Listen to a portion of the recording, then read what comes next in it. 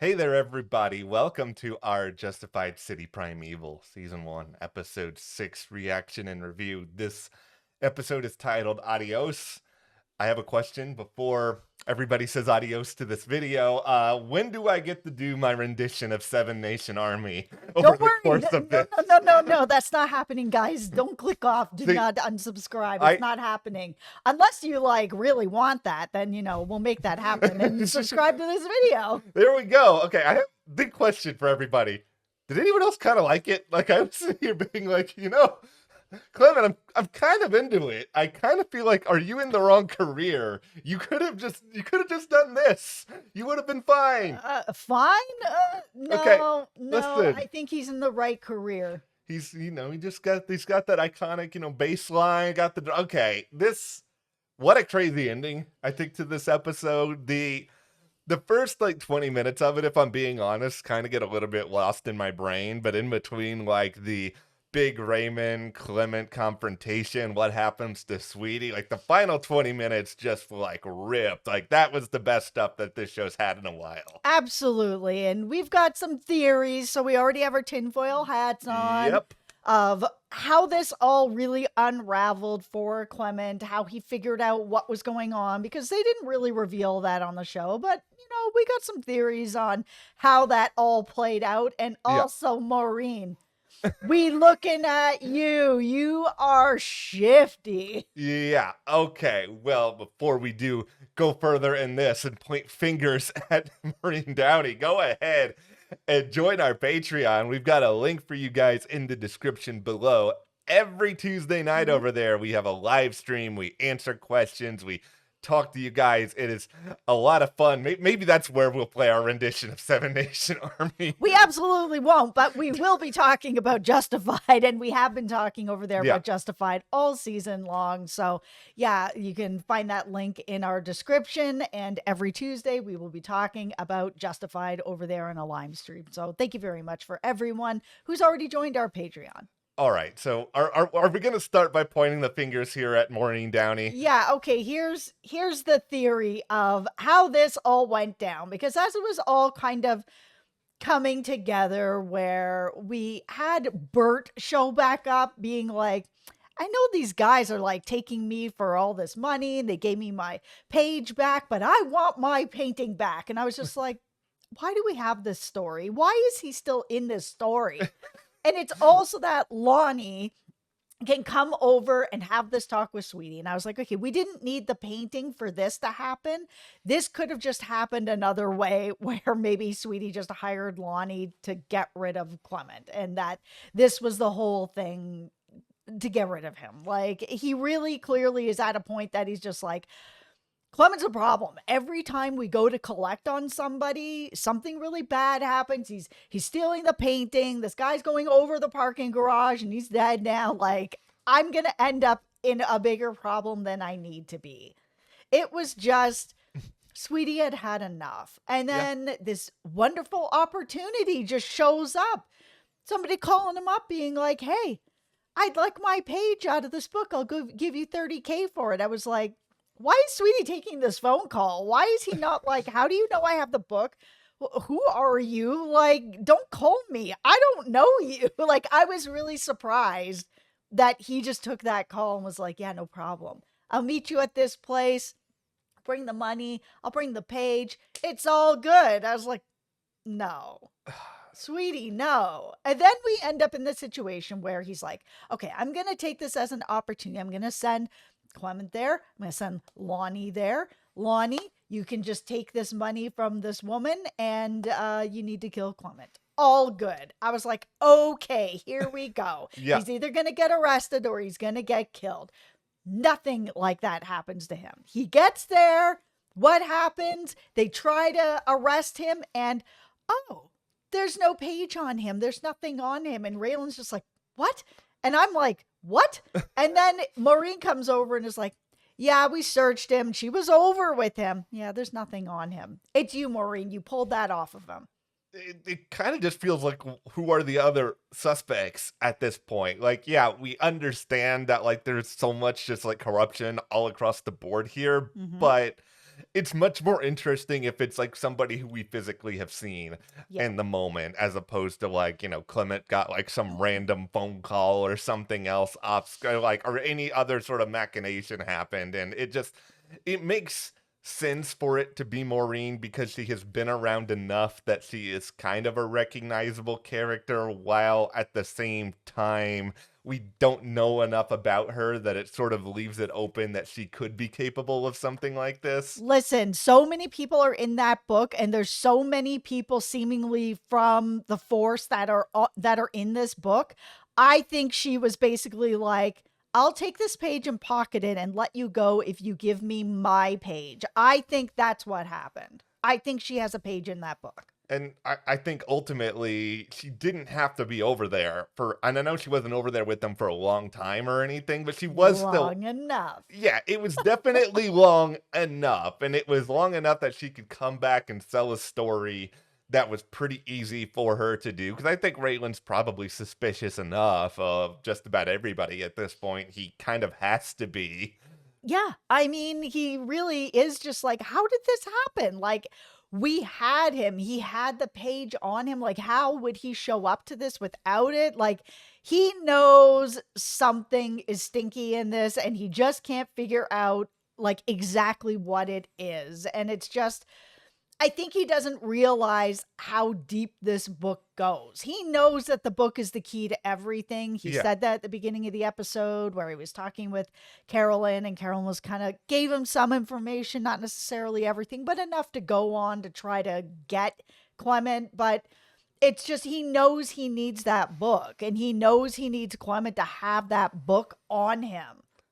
The entire theme of this episode, in a lot of ways, to me, is just like various people are flying too close to the sun, and eventually they're going to get burned for it. Like Clement is in a situation where, Sadie keeps pushing him that, okay, it's time to go. It's time to go. Let's just go and get some sunshine and live our new lives. He's just like, no, it's not time yet. It's not time yet. And I'm just like, it's never going to be time. And I don't know when Sandy's ever going to realize this. Is just that he loves the thrill of it. Like, it's about the money, but it's also about the power. Mhm. And he's never going to have the power if he's just like off in Aruba or wherever. So getting him to leave it just seems like an impossible thing. And eventually he's going to get burned by staying there long enough. Raylan's a smart enough guy that he's going to figure it out. And Sweetie,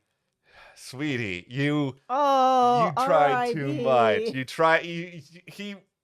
He really thought that this was the time, that this was the way he was going to be able to do. I don't want to say he underestimated Clement, because I think everybody knows that Clement is a problem. It's hard to predict what this guy is going to be able to pull off all the time. I think what Sweetie underestimated, if my theory is correct, is the power of the book, and that, Clement has the same power that Sweetie has with the book. And because of that, and that's how I think he got out of this whole thing, that not really realizing that their power is equal with this book is really just what bit him in the butt. And he is gone. Like, having Clement show up there, like, I kind of wish, this is my thing with this episode. I Yeah. really wish that and I know why they haven't done it yet, because if it is Maureen, they want to have that reveal a little bit later on. But I do wish that they had somehow shown us or told us how Clement got out of this, like how he figured out what was going on. Did he know from the beginning when he agreed to go and do this? Did he find out on the scene? I mean, they could have had a bunch of cops around him, so you don't know who it is that got the page or how he's protected in some kind of way. Because him just showing up at the bar afterwards and being like, I know everything. I was like, how? I'm sure he had suspicions, but that's only because Clement is a sort of guy who seems like he's paranoid about everything. Like, I think he knows that nobody can ever fully be trusted and anything can be a setup, but there's a difference between having suspicions and being like you just said, I know everything. I figured, because I don't think he's going to go and do something like this unless he knows for sure, because this situation is a risk because you don't know who else is in the bar. even if you know, set things on fire at the end, there's always still a chance that like a little bit of evidence comes out of there. Like it is a big risk. It would have been cool to see a little bit more of the process, especially since this isn't a super long season, so we're not going to get a lot of time with it. Now, and I don't know if I'm in the minority of it, but like, yes, the song was ridiculous. I am fully committed to that, but in between the song, Sweetie being like, "I'm not closing my eyes. You have to look me in the eye," and then just Clement just offs him immediately. Yeah, It I was don't great. know. I loved it. I loved the final few minutes. I'm not saying I love the whole season, but No, the whole thing with the song was just a bit ridiculous. I mean, he is a strange guy, Clement, but at the same time, the minute that Clement turned his back and went over to put in the tape and press play, Sweetie was right beside his door to leave. And I was really surprised that he didn't just like whoop right out the door. Like, you know Clement long enough. You just watched him like push somebody off this parking garage and kill them. You know that he's more than capable of killing people for nothing. He will absolutely kill you for something. And you know that he knows you set him up. So the minute his back is turned, I was really surprised that Sweetie didn't take that opportunity to leave. He knows that his own gun is gone. He's unprotected. Live to fight another day. Like, could Clement do something to his bar? Sure. Who cares? At least you're alive. It's just a bar. here's another interesting idea. Since you just mentioned this is a bar, you're surrounded by bottles. We have seen enough Western brawls over the years. Take one of those bottles and just go wham right on the back of the head while he's fussing with the jukebox. It's true, but I mean, it's Sweetie was in kind of a tough position at that point because he was over at the jukebox. The gun was gone. All he had was a jukebox and a door. So it was just like, use the door. It would probably be the smarter, less risky idea. Because what if you miss with the bottle? Absolutely. What if the bottle doesn't work? No, I think in the end, Sweetie's death was kind of a long time coming just because it feels like everybody is just going to be slowly trickled out until we're kind of left with this showdown of Clement Mhm. and Raylan. It's the hard thing about this show is that Raylan's eventually going to get out of it. Like I tend to believe that Clement's going to be taken down one way or another, and that's sort of the ending we're building towards. It's just how can you guys create tension along the way? How can you make us care about all of these other characters that we see? And that's where some of the struggle lies because other than Carolyn and Raylan, like I don't really care that much about anybody else. Yeah, for the amount of time that we actually got with Sweetie and the stories that he told, there wasn't enough stories that he told me that made me connect with him or care deeply about him. That by the time we got here, I was just like, I don't really know this character as well as I kind of hoped that I would. Like, they did a great job with Carolyn. We know her Yeah. very well now. And, if she ends up dying, I'm going to feel something about it. But because I just don't really know enough about Yeah. Sweetie when he died, I was just like, oh, okay, well, there goes Clement's partner. Yeah. Now it's just Clement. So Raylan only has one person to clean up. I think a big problem is that there's just too many characters going on right now. Yes. Because we have Maureen, but we have everybody else at the force. They all have their own sort of role in what's going on here. We spent 3 episodes with Willa, who's just gone, and we haven't thought about her in a really long time. We have David Cross and his awful and his not awful, awesome beard that he's got going on there. I love David Cross, but it's like, do we need David Cross? Do we need so many people in the force? No, and we also had a couple of episodes with Carolyn's ex Jamal. And while I love Amin Yeah. Joseph, I mean, like, did I need to have him on the show? Probably not, but yes, because I love him. But I didn't really get to know him either. Like, there is a really big cast of people that don't have enough screen time, Yeah. that when they do have screen time, besides Carolyn, I'm not getting enough story with them that I'm making a connection with them. That then here's this big moment where Sweetie gets killed, and I'm just like, I didn't care enough about him. I don't know enough about him. Okay, Justified. Let's have a talk here about runtime. Because FX, as we all know, for better or for worse, they will let you make your episodes however long you want. We I sat through know. episodes of American Horror Story Hotel, aka one of the worst things imaginable. That was like an hour and like 20 minutes of like 30 different plot lines that didn't make any sense whatsoever. Speaking of American Horror Story, Yeah, they did we're it. going to be covering that here at the channel, and they have finally announced a premiere date, Yeah, September 20th.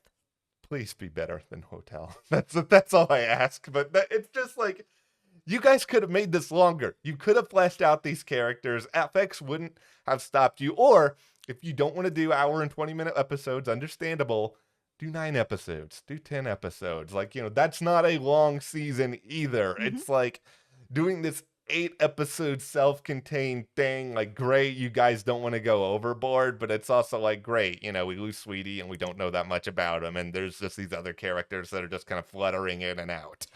It's so strange because it feels like there was enough material here to have a really strong season of Raylan versus Clement. There Yeah. really was.